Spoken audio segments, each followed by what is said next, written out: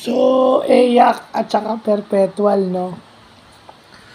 Mabilis yung start ng AYAK pero nag-pressure defense itong perpetual, naibaba yung lamang pero doon natin makikita yung press break, no? Yung press break nila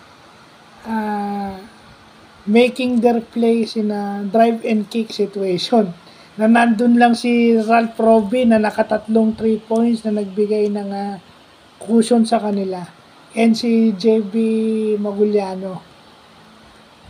Kasi ganun yun pag nag-press break ka, kalat-kalat na kayo Usually drive and kick na lang yun.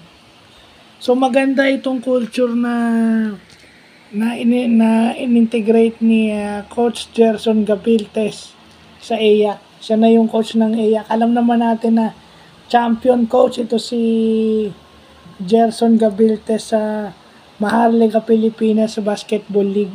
Yung sa Mindanao team niya na ipanalo niya yun. And then yung isa pang MPBL team na siya rin yung coach, national champion, hindi lang conference champion champion mismo ng buong MPBL.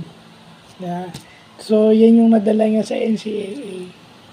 Itong perpetual naman minalas. Naibaba yung lamang, napagod.